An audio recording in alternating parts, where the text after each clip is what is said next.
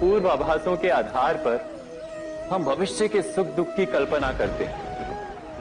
भविष्य के दुख का कारण दूर करने के लिए हम आज योजना बनाते हैं,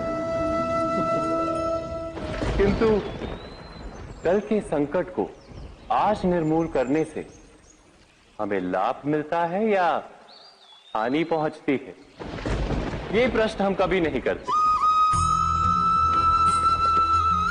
सत्य तो ये है कि संकट और उसका निवारण साथ जनते हैं, व्यक्ति के लिए भी और सृष्टि के लिए भी।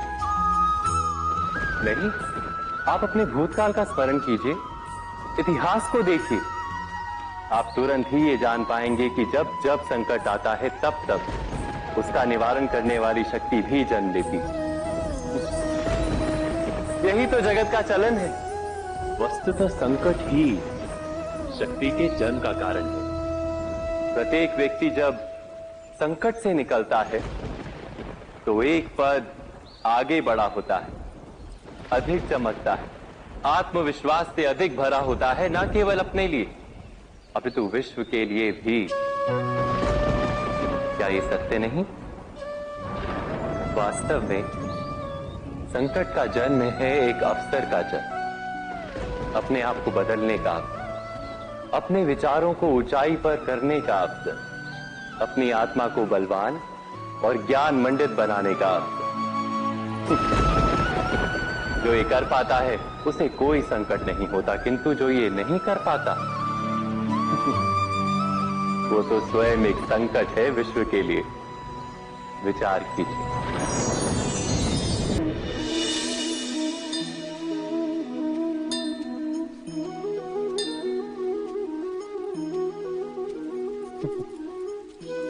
जब जब मनुष्य के सामने कोई विकट स्थिति आती है तो मनुष्य ईश्वर से प्रार्थना करता है, ईश्वर के समक्ष याचना करता है कि वो स्थिति से उभरे।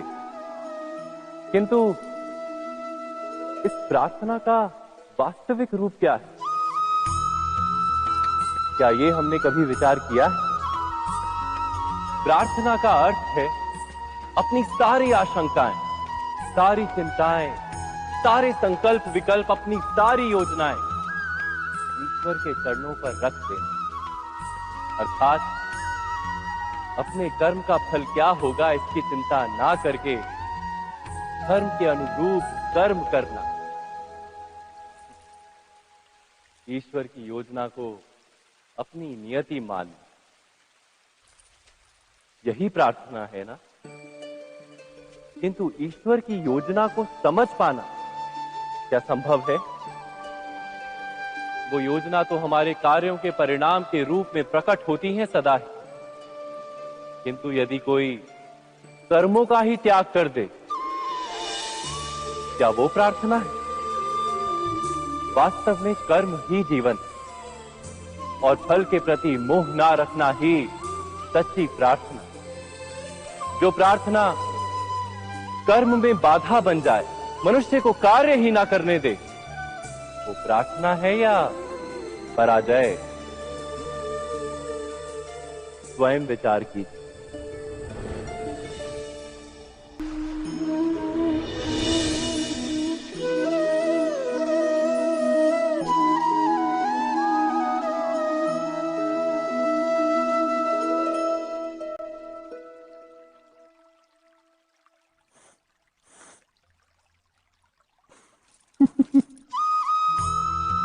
जीवन में आने वाले संघर्षों के लिए जब मनुष्य स्वयं को योग्य नहीं मानता, जब उसे अपने ही बल पर विश्वास नहीं रहता, तब वो सद्गुणों को त्याग कर दुर्गुणों को अपनाता है।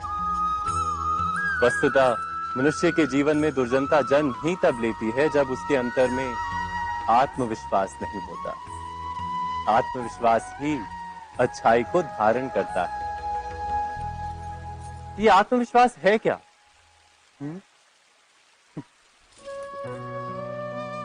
जब मनुष्य ये मानता है कि जीवन का संघर्ष उसे दुर्बल बनाता है, तो उसे अपने ऊपर विश्वास नहीं रहता। वो संघर्ष के पार जाने के बदले संघर्ष से छूटने के उपाय ढूंढने लगता है। किंतु जब वो ये समझता है कि ये संघर्ष उसे अधिक शक्तिशाली बनाते हैं, ठीक जैसे व्यायाम करने से देह की शक्ति बढ़ती, तो प्रत्येक संघर्ष के साथ उसका उत्साह बढ़ता है।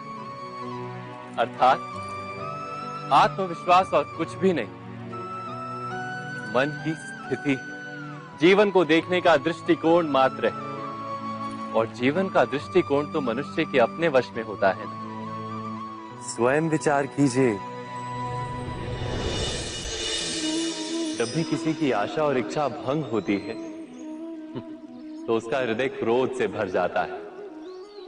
जिस व्यक्ति को वो अपना अपराधी समझता है उसे दंड देने का प्रयत्न करता है। पर क्या हमारी इच्छा या आशा का भंग होना क्या सदा ही किसी का अपराध होता है? इच्छाओं के अपूर्ण रहने के तो कई कारण हो सकते हैं।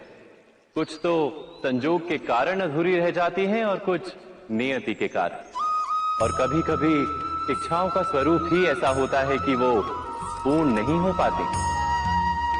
बिना परिस्थिति पर विचार किए किसी को अपराधी मान लेना न्याय नहीं, प्रतिशोध है। न्याय का आधार तो दया है, करुणा, और प्रतिशोध का आधार क्रोध, अहंकार। अर्थात हृदय में करुणा धारण किए बिना किसी के अपराध के विषय में विचार करना, किसी को दंड देना क्या अपने आप में ही अन्याय नहीं? स्वयं विचार कीजिए।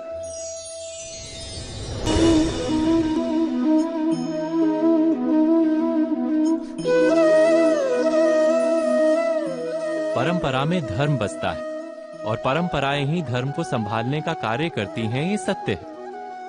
पर क्या केवल परंपरा ही धर्म है? विचार कीजिए।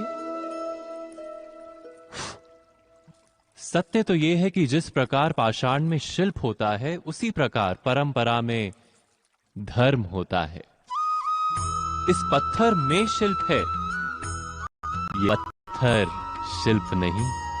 शिल्प को उजागर करने के लिए उसे तोड़ना पड़ता है, अनावश्यक भागों को दूर करना पड़ता है। ठीक उसी प्रकार परंपराओं में धर्म ढूंढना पड़ता है। जिस प्रकार इंद्र पूजा की परंपरा को तोड़कर गोवर्धन पूजा का धर्म ना ढूंढा जाता तो यादवों को उनकी मुक्ति का मार्ग नहीं मिल पाता। अर्थात परंपरा को पूर्णता छोड़ देने वाला धर्म से वंचित रह जाता है और परंपरा का अंध अनुकरण करने वाला भी धर्म को प्राप्त नहीं कर पाता। कहते हैं हंस के पास नीर क्षीर विवेक होता है। दूध में मिले पानी को छोड़कर केवल दूध ही ग्रहण करता है। तो क्या सच्चा धर्म प्राप्त करने के लिए हृदय में ज्ञान से जन्मा विवेक आवश्यक है? और ऐसे विवेक के बिना जिसे धर्म मान भी लिया जाए, जो वास्तव में धर्म ना भी हो, ऐसा भी तो हो सकता है। स्वयं विचार कीजिएगा।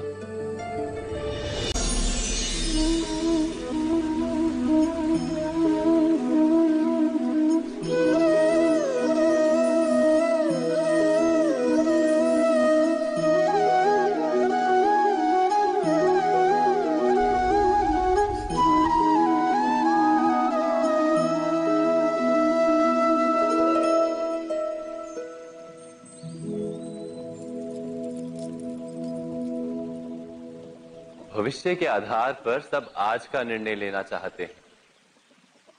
भविष्य में सुख मिले, भविष्य सुरक्षित हो, ऐसे निर्णय आज लेने का प्रयत्न रहता है सबका। आप अपने जीवन को देखिए।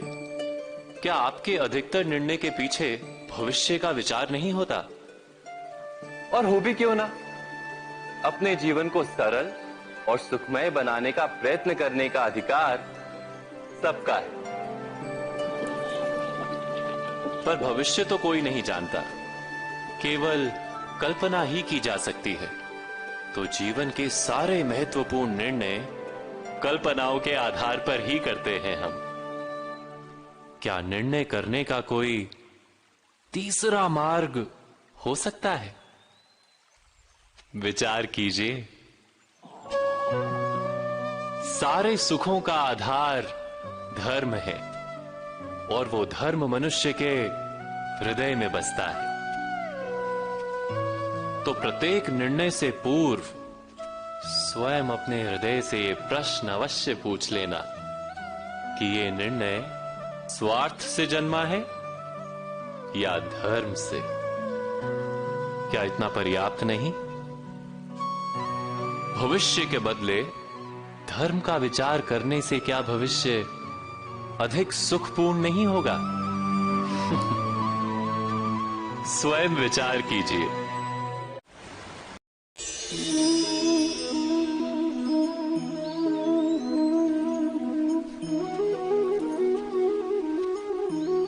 जब अपने किसी अच्छे कार्य के उत्तर में दुख प्राप्त होता है अथवा किसी को उसके दुष्ट कार्य में सुख मिलता है तो मन अवश्य ये विचार करता है कि अच्छा कार्य करने का, धर्म के मार्ग पर चलने का तात्पर्य क्या है।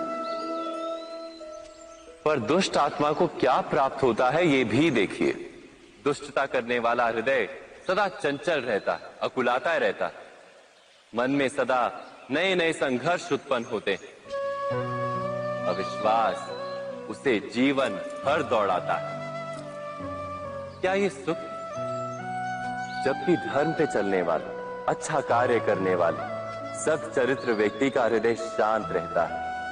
परिस्थितियां उसके जीवन के सुख में बाधा नहीं बनती। समाज में सम्मान और मन में संतोष रहता है सदा। अर्थात अच्छा बर्ताव भविष्य में किसी सुख का मार्ग नहीं। अच्छा बर्ताव स्वयं सुख अथवा बुरा बर्ताव भविष्य में किसी दुख का मार्ग नहीं। अधर्म उसी क्षण दुख उत्पन्न करता है। धर्म से सुख नहीं, धर्म स्वयं सुख।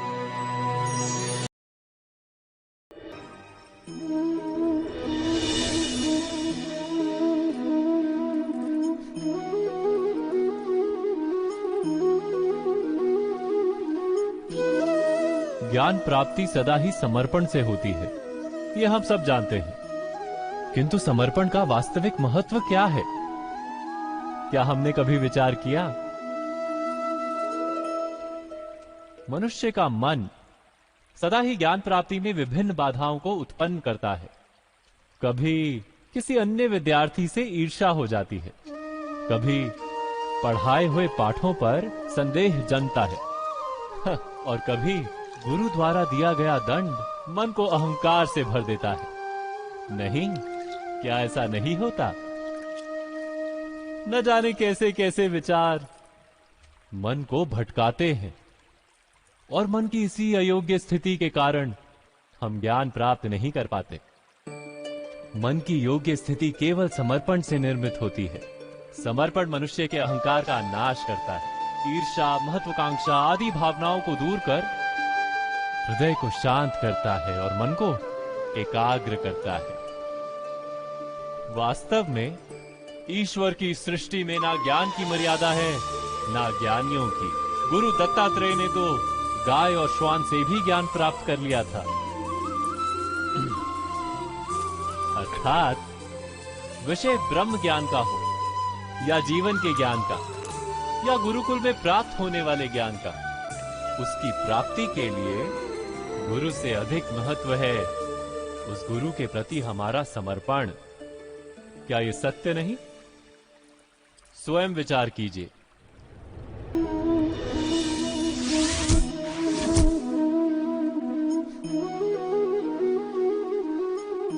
श्रेष्ठता का क्या अर्थ है? श्रेष्ठता का अर्थ है दूसरों से अधिक ज्ञान प्राप्त करना। अर्थात मूल्य इस बात का नहीं कि स्वयं कितना ज्ञान प्राप्त किया, मूल्य इस बात का है कि प्राप्त किया हुआ ज्ञान अन्य लोगों से कितना अधिक है। अर्थात श्रेष्ठता की इच्छा ज्ञान प्राप्ति को भी एक स्पर्धा बना देती है। और स्पर्धा में विजय अंतिम कब होती है?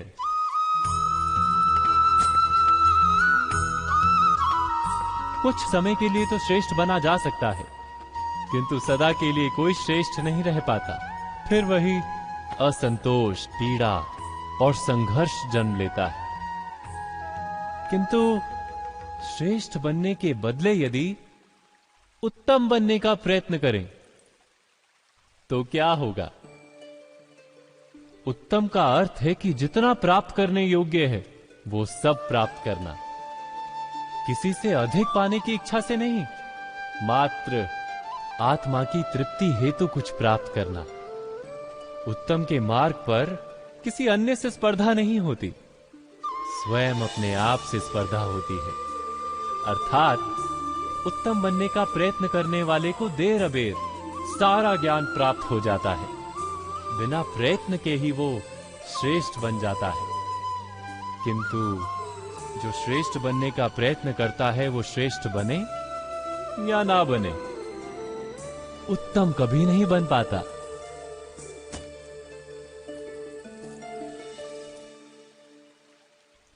अवश्य कीजिएगा।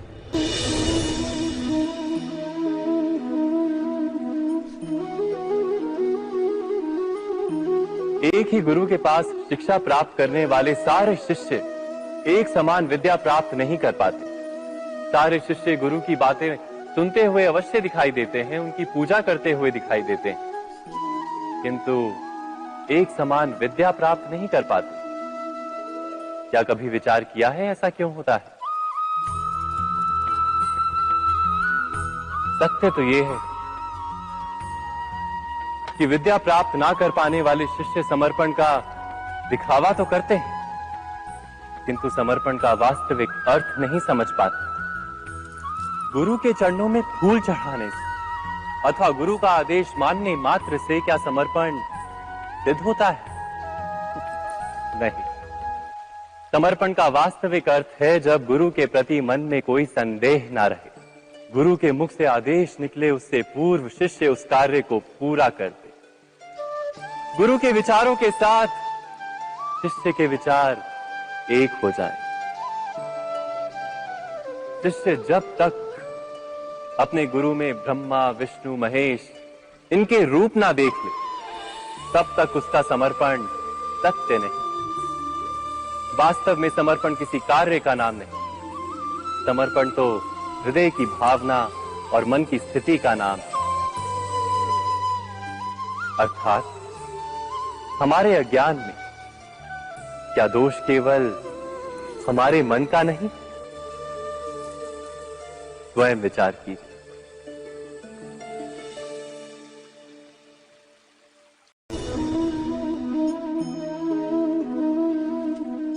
मनुष्य का स्वभाव है कि वो स्वयं को, अपने परिवार को, अपनी संतानों को अधिकतम सुख प्राप्त हो ऐसी इच्छा रखता है।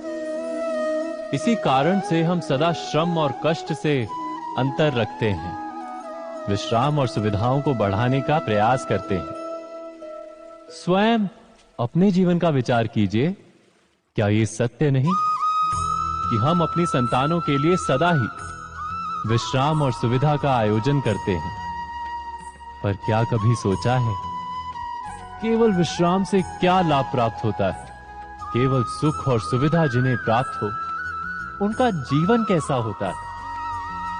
शरीर जब श्रम करता है तो अधिक स्वस्थ बनता है, बुद्धि भी जब कठिन चुनौतियों का सामना करती है तो अधिक तेजस्वी बनती है। ये हम सबका अनुभव है, पर हम शायद ये भूल जाते हैं कि मन और आत्मा को जब कठिनाइयां प्राप्त होती हैं तब वे भी अधिक बलवान होती हैं। अर्थात जब भी हम अपनी संतानों को श्रम और दुख से दूर रखने का प्रयास करते हैं, क्या वास्तव में उनके सुख का मार्ग बंद नहीं कर देते? स्वयं विचार कीजिए।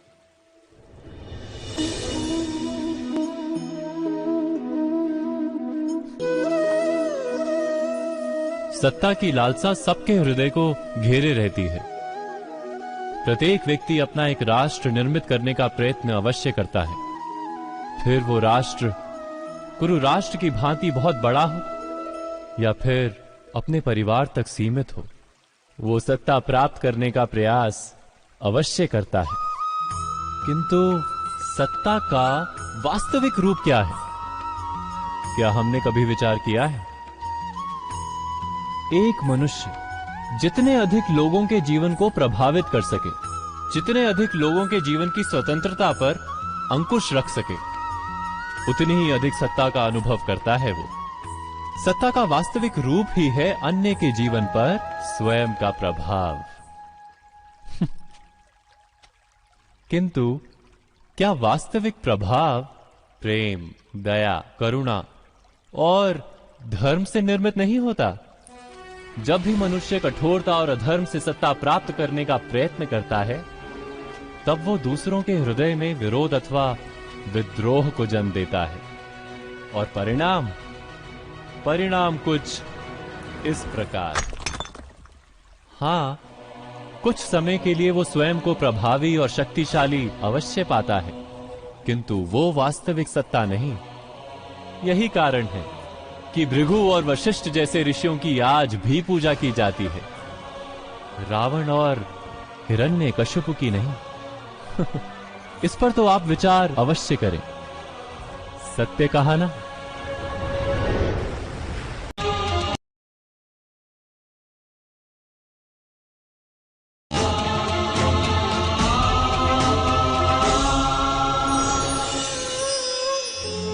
व्यक्ति को जब उसके अपराध का दंड मिलता है, तब कभी कभी उस न्याय को देखकर मन कचोटता है। प्रश्न उठता है हृदय में कि जब वो अपराध हुआ था, तब व्यक्ति भिन्न था। उसके पश्चात उसने इतने पश्चाताप किए, स्वयं में इतना परिवर्तन किया, फिर उसे दंड क्यों मिले?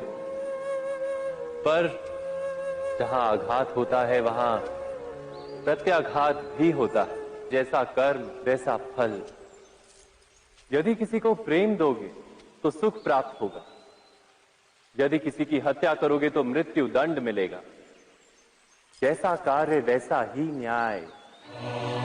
तो फिर प्रायश्चित और पश्चाताप का कोई मूल्य नहीं है? अवश्य है मूल्य। प्रायश्चित और पश्चाताप मनुष्य की आत्मा को बलवान करता है। आने वाले दंड को स्वीकार करने के लिए मनुष्य को तैयार करता है। अर्थात बिना प्रायश्चित के दंड स्वीकार करने का कोई मूल्य है? स्वयं विचार कीजिए।